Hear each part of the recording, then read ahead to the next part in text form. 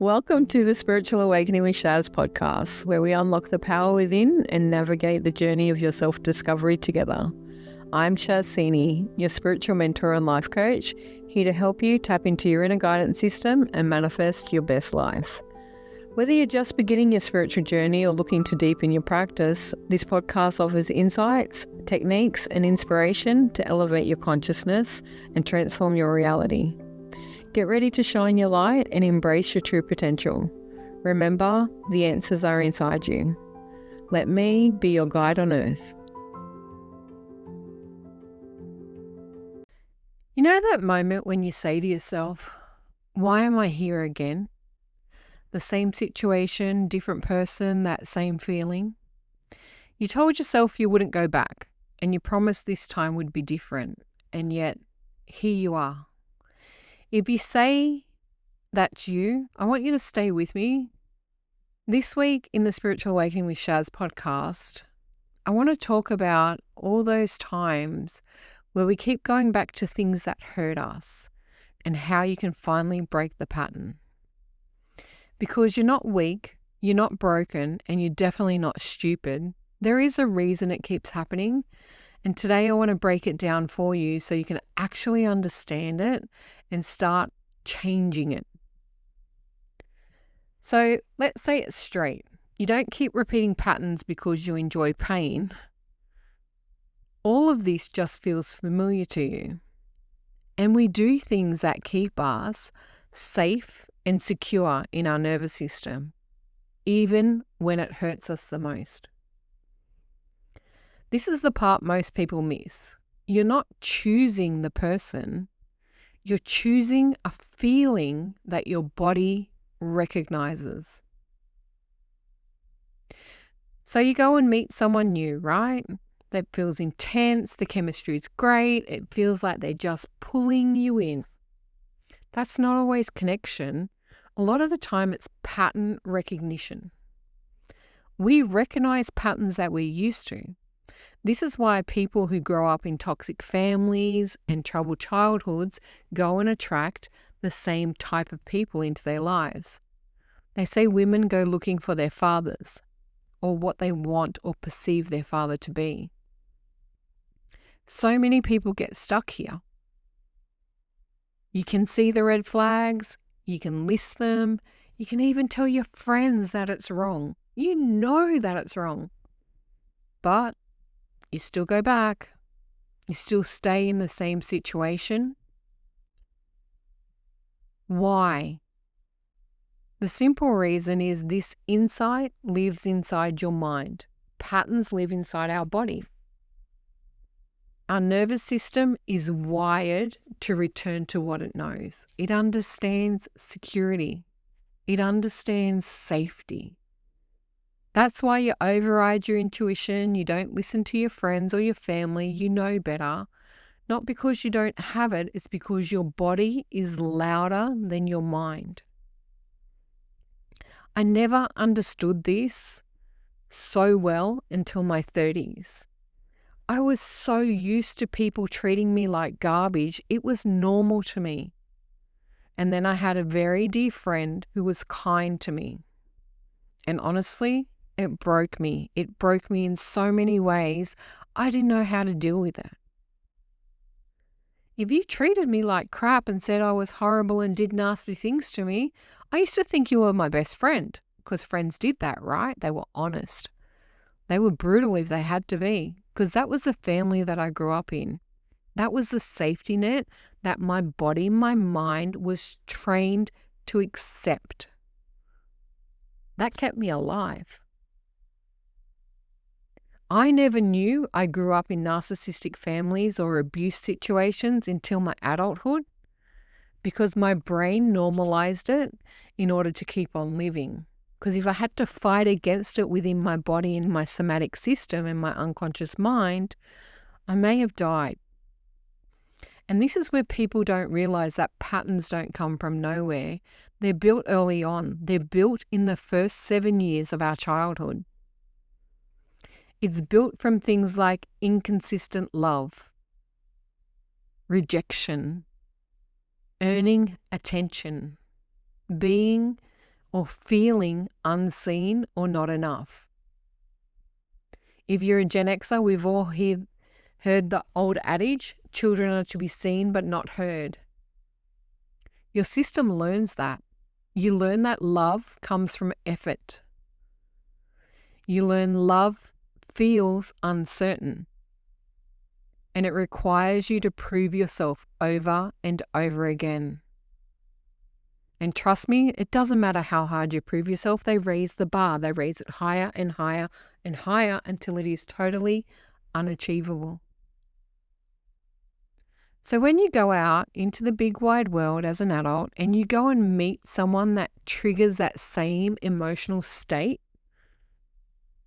our consciousness and our body considers that home. It feels like home to us. It doesn't feel healthy, it feels known. And that's what home feels like. Because we've never trained ourselves to create safety and security within ourselves. No one teaches you to go and figure out what safe and secure means to you, how to provide yourself love, how to find loving relationships and security in a safe way. We become addicted to intensity, the highs and the lows, the emotional roller coaster. It creates normalcy. Passion feels deep. It feels like something real. That high alert feeling is actually your body in a tense state trying to tell you and warn you that it's not safe, it's not secure, but you're so ingrained and used to it. It's locked in our somatic system, in our nervous system, as something normal. And to many of you, it feels like calm when it's not.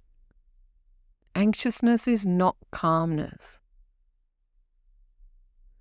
And when you go and find people that want to give you healthy relationships and love and acceptance, we walk away from that goodness. We run from it. Come on, women. No one wants a nice guy, right? We all want the bad boy, the one that makes us worry, not the one that wants to love us and put us on a pedestal and make us feel like the princess or the queen that we deserve. We want the one that treats us like garbage. And that's the loop that we get into. And it happens with relationships, friendships, family, everywhere. Who's got that friend whose favorite thing is to put you down so that they feel better, and you put up with it for years and years because, oh my God, they're my friend and they're only being truthful with me and I must have all these problems because if I don't accept what they do or say to me, they're not going to be my friend anymore. And that means I'm the bad person. These are relationship cycles that you get into. These are patterns that you have to break. Everything starts to change the moment you see the pattern clearly. You actually create space. You start catching yourself thinking, oh, here it is again. You see them for real, what they are. You think that moment is power. You think it instantly fixes everything because you're not unconscious. It's not true. It just means you're not reacting to it any longer. But you still stay there because you'll make excuses. Oh, but I can help get them better. I can help change them. They won't be the same as my ex. They're not going to do the same thing to me. But this passion, this lovely fiery feeling makes me feel alive.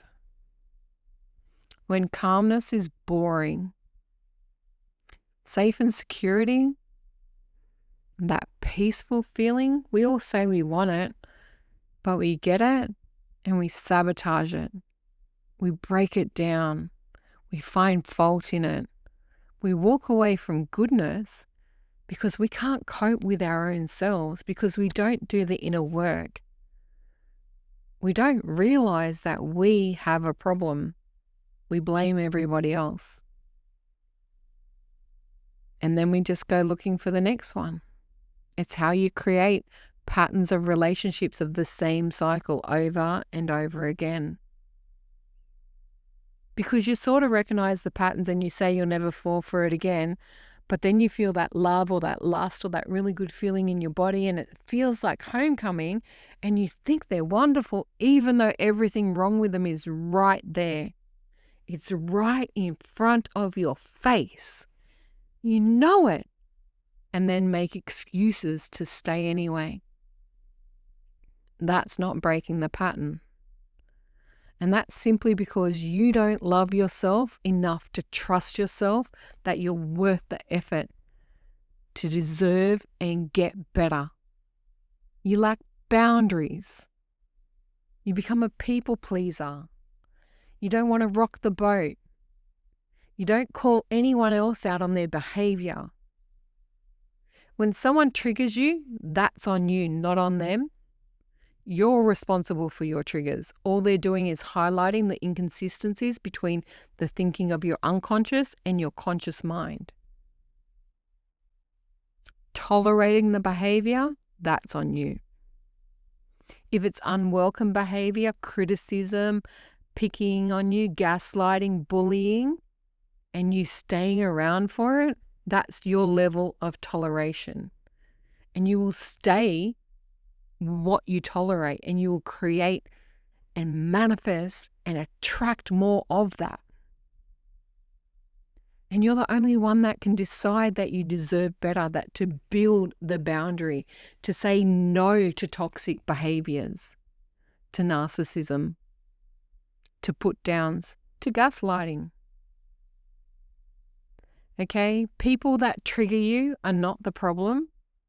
Your triggers are your own. They are the greatest gift that you have because it shows non-conducive alignment between your thinking. Your two modes, consciousness and unconsciousness, are misaligned, or the misalignment between you and your higher being. They are not on the same page. Use them as growth. When someone triggers me, my first thought is thank you. Thank you for teaching me something I cannot see. And then I start asking myself the questions about it. Do I believe it to be true? What is that about? Where did it come from? Is this a pattern that keeps repeating? When did it start? Or how did it start? And how do I want it to end? I'm honest. I don't filter through it. I will drag out my journal and write about it. I will have self-analyzation conversations, two-way conversations between me and my higher self about it. Do I believe this to be true? Do I want this to be true? Is this my identity? Is this who I am? Is this how I want to act, react, and is this what I will tolerate? Those are choices. Are these my beliefs? Are they my values? Are they aspects of who I am? Because that's all that matters. When that trigger comes, as I said, my first thing is I acknowledge it and say thank you.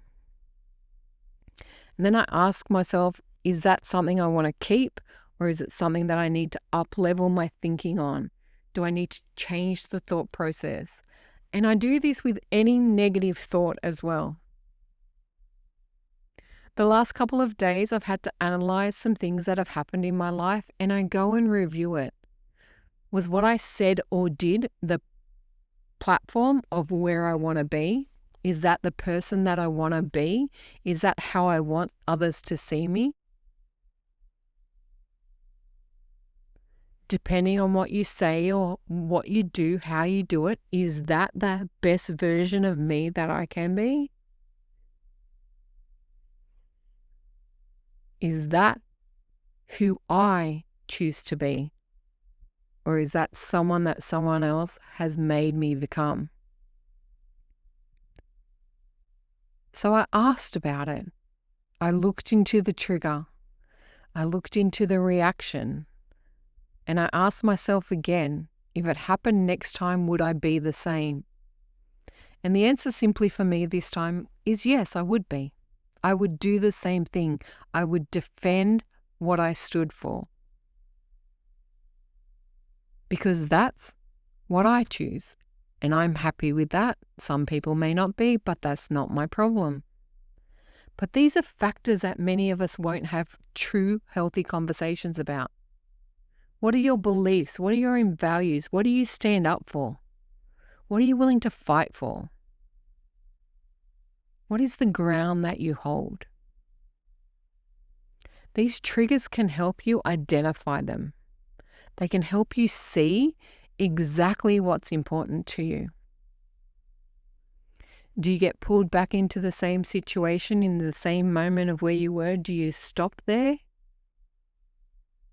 Or do you fly off the handle, overreact, and become someone that you don't like?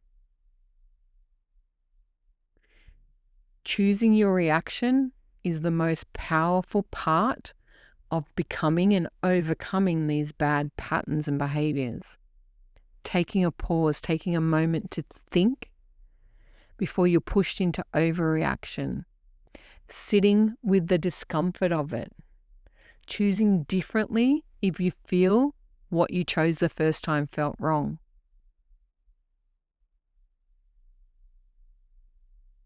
When we're looking at relationships, when we are looking at going into friendships or connections with family members,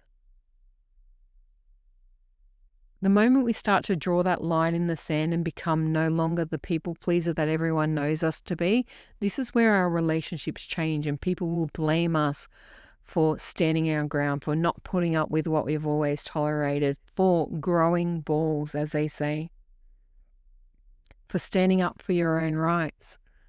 That's normal. That is not wrong. And it's not new. It's the way it's meant to be. Stand in your convictions.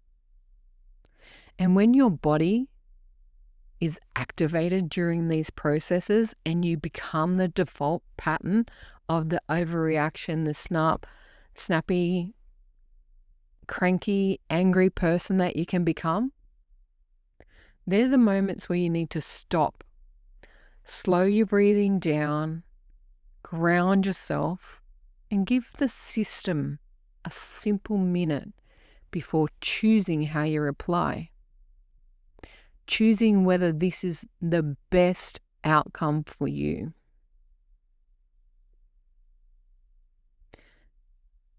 You want to choose aligned outcomes, peace, serenity, not necessarily the familiar.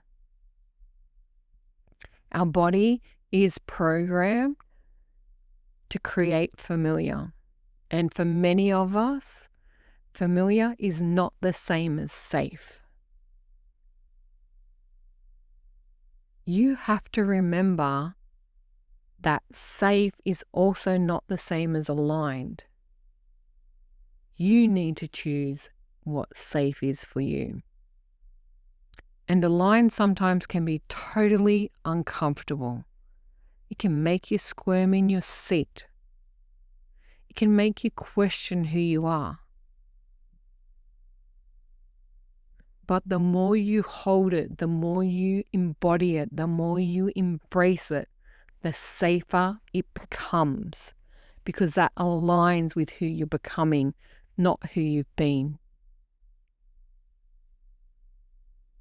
So many of us stay in situations, in relationships, in jobs, in friendships, in families that are dangerous to us. Now, everyone takes danger as the physicality of it, of being physically hurt. Mental and emotional abuse is more damaging than broken bones and being hit. I'm not saying either one is good, but they both have very lasting impacts. And our body creates reaction to those hits. Now, for those who've been in domestic violence or violent situations where they've taken the physical blow, your body's prepared for that. You get to see it. You flinch when things are thrown your way. But the emotional and the mental blow can be just as devastating. And you have to take control and learn how to somatically Settle yourself down.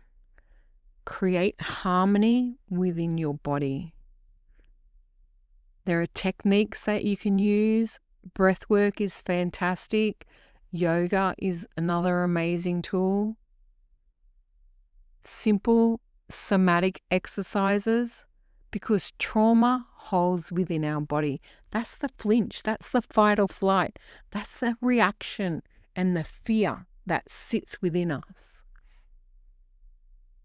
And they're all the reasons why we choose to stay, why we don't say no to people that hurt us, why we don't walk away from drama and trauma, why we make excuses for them rather than standing up for ourselves,